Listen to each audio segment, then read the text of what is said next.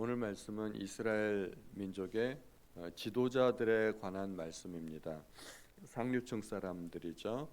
1절에 보면 화 있을 진저 시온에서 교만한 자와 사마리아 산에서 마음이 든든한 자 곧 백성들의 머리인 지도자들이여. 항상 사회에는 언제나 양극단의 사람들이 존재하기 마련입니다.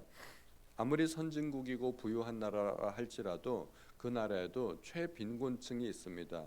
정부의 도움을 받아가면서 겨우 살아가는 사람들이 있기 마련이고, 아무리 또 후진국이나 어려운 나라라 할지라도 그 사회에서 또 부유하게 살아가는 사람들이 항상 있기 마련입니다. 그래서 부자는 더 부자가 되고 가난한 사람은 더 가난한 사람이 되고 부익부 빈익빈의 형상이 나뉘어지게 됩니다. 이스라엘 민족은 여로보암 시대에 굉장히 풍요로움을 누렸습니다.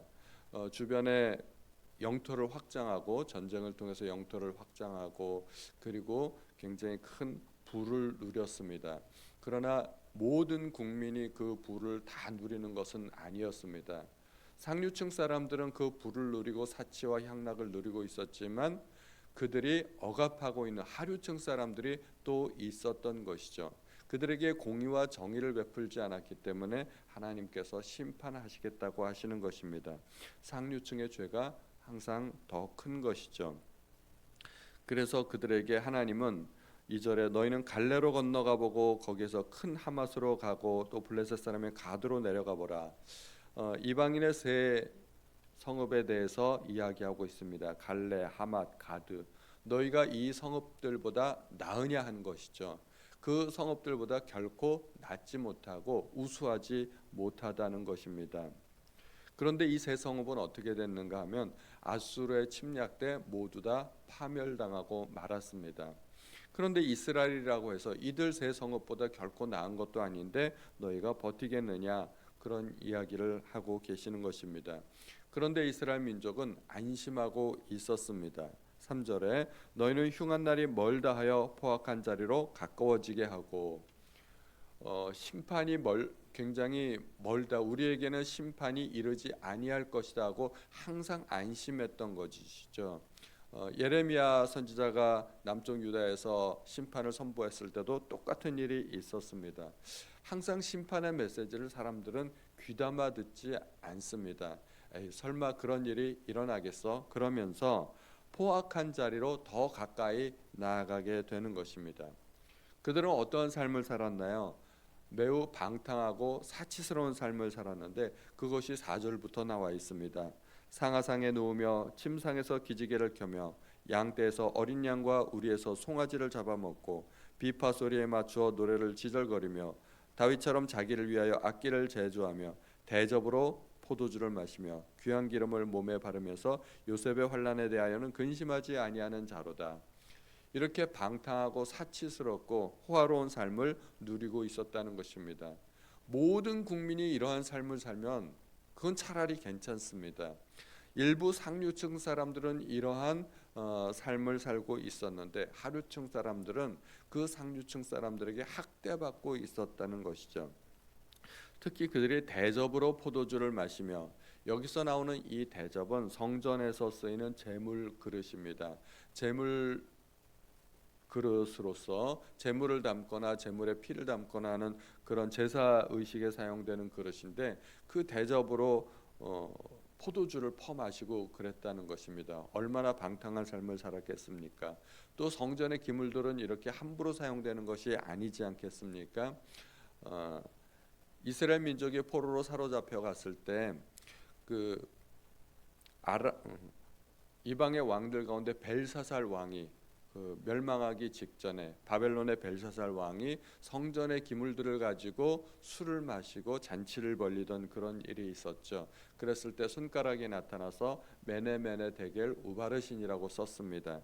근데 그런 일들을 지금 누가 하고 있다는 것입니까? 이스라엘 민족의 상류층 사람들이 그런 일들을 하고 있다는 것입니다. 그래서 그들은 결코 심판을 면하지 못할 것입니다. 7절에 그러므로 그들이 이제는 사로잡히는 자 중에 앞서 사로잡히리니, 그들이 가장 먼저 사로잡힌다는 이야기입니다. 그들의 죄가 크기 때문에 지도자들의 책임이 훨씬 더 크다는 것입니다. 그래서 사로잡힐 때도 그들이 먼저 사로잡히게 된다는 것입니다. 하나님께서는 그들을 결코 용납하지 않으실 것입니다.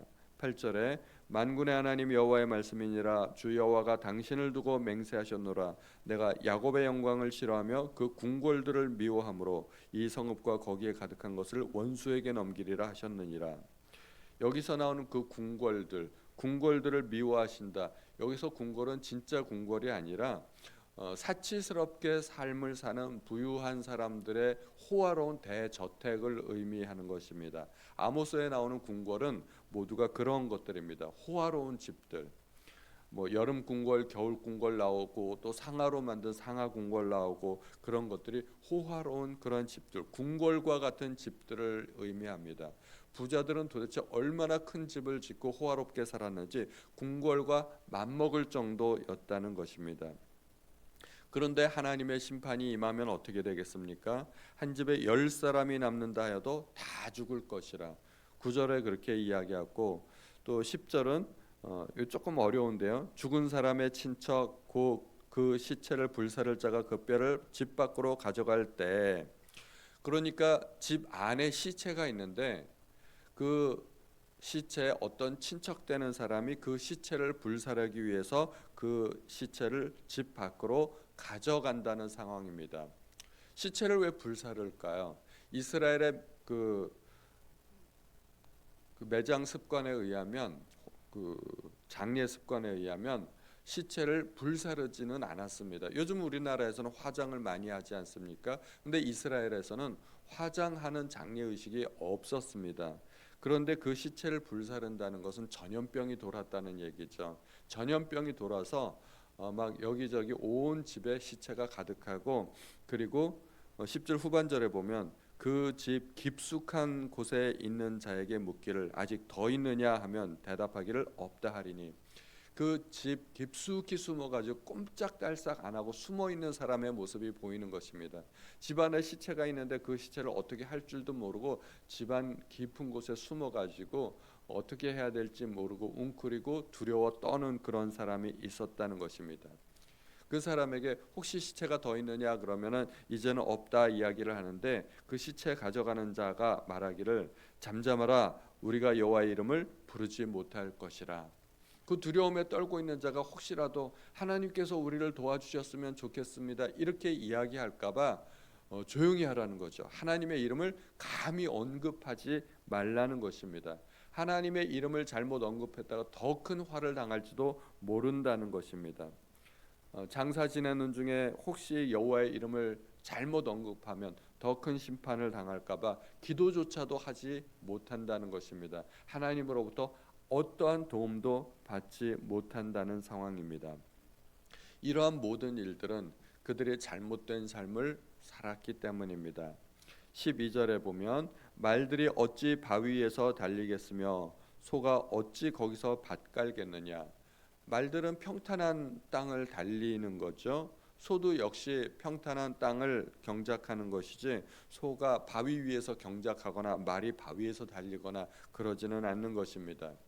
그런 모순된 점을 지적하면서 그런데 너희는 똑같은 짓을 하고 있다는 것입니다. 그런데 너희는 정의를 쓸개로 바꾸며 공의의 열매를 쓴쑥으로 바꾸며. 정의와 공의가 또 나오죠. 아모스서에 계속해서 반복되는 주제가 정의와 공의입니다. 아모스 4장, 5장, 6장 계속해서 정의와 공의의 열매가 이야기가 나오고 있습니다. 하나님이 원하시는 것은 형식적인 종교적인 삶이 아니라 정의로운 삶, 공의로운 삶, 우리가 교회 밖에서 살아가는 모습이 훨씬 더 중요하다는 것입니다. 그들은 13절에 허무한 것을 기뻐하며 이르기를 우리는 우리의 힘으로 뿔들을 취하지 아니하였느냐 하는도다. 여기서 허무한 것이라고 번역된 것, 이것은 로다바르라고 하는 히브리어로 로다바르라고 하는데 실제 이 이름은 그 당시에 지명이었다고 합니다. 갈릴리 남쪽 19km 정도 되는 지명이고, 또 우리는 우리의 힘으로 뿔들을 취하지 아니하였느냐, 여기에 뿔도 카로나임이라고 하는 그 히브리어인데요. 역시 요단강 동편에 있는 바산 광야에 속한 지명이라고 합니다. 허무한 것, 뿔, 이것을 번역해서 이렇게 우리 성경에 기록해 놨는데 이걸 원어로 히브리어로 보면 로다바르 카루나임, 그렇게 해서 둘 다 지명을 이야기하는데 아람 땅을 침략해서 얻은 땅입니다. 영토 확장을 할 때 이스라엘 민족이 여로보암 때 영토 확장을 하면서 이방인의 땅을, 아람의 땅을 얻은 그 확장된 땅을 이야기하는 것입니다. 그런데 특별히 그곳을 번역해서 그렇게 땅을 취하였지만 역시 허무한 것 아니냐, 아무것도 아닌 것 아니냐, 결국 그들은 그 땅을 다시 다 잃어버리고 포로로 잡혀가기 때문입니다. 그러한 영토 확장을 하면서 그들은 얼마나 마음에 기쁨이 있었겠습니까? 그리고 얼마나 교만했겠습니까? 그래서 허무한 것을 기뻐하며 이르기를 우리는 우리의 힘으로 뿔들을 취하지 아니하느냐 하는다. 그 영토가 확장되면서 그들은 굉장히 기뻐했고, 우리 힘으로 이런 것들을 이루었다 하고서 마음속에 자긍심이 있었다는 것입니다. 그런데 그 모든 것들이 허무하고 헛된 것이라는 이야기를 하고 있는 것입니다. 마지막 14절에 만군의 하나님 여호와의 말씀이니라 이스라엘 족속아 내가 한 나라를 일으켜 너희를 치리니 그들이 하맛 어귀에서부터 아라바 시내까지 너희를 학대하리라 하셨느니라. 하맛 어귀에서부터 아라바 시내까지, 이것은 이스라엘이 가나안 땅을 얻기 전에 하나님께서 언약하신 약속의 땅입니다. 이스라엘 전체를 의미하는 것입니다. 이스라엘 전체. 그래서 하나님께서 여호수아에게 약속하신 그 땅을 이야기하는 것인데 그 땅의 일부도 남겨놓지 않고 이스라엘 전체가 외국의 침략을 받아서 아수르의 침략을 받는 것이죠. 그래서 나라 전체가 결국은 망하게 될 것이라는 말씀을 주고 있는 것입니다. 그러므로 하나님께서 오늘 말씀을 통해서 주시는 메시지는 지도자들의 죄가 더 크다 하는 것입니다. 우리가 비록 국가의 지도자나 상류층 사람들이 아니라 할지라도 우리는 국가의 지도자들을 위해서 기도해야 됩니다. 대통령과 국무위원들과 그리고 국회의원들을 위해서 기도해야 됩니다. 그들이 더 이상 정치 싸움을 그만두고 그리고 오직 민생을 위해서, 정말 나라를 위해서 힘쓰는 정치가들이 될 수 있도록 기도해 주시기를 부탁드립니다. 함께 기도하시겠습니다. 하나님 아버지, 오늘도 저희에게 하나님의 말씀을 들려주셔서 감사드립니다. 항상 하나님의 심판은 지도자들로부터 시작되었습니다. 왕과 귀족들, 상류층 사람들, 하나님, 그들이 정의롭고 공의로운 삶을 살지 않았기 때문에 하나님의 심판이 임하게 되는 줄로 믿습니다. 이것을 타산지석으로 삼아 우리는 정의롭고 공의로운 삶을 살 수 있도록 도와주옵소서. 우리 주 예수님의 이름으로 기도하였습니다.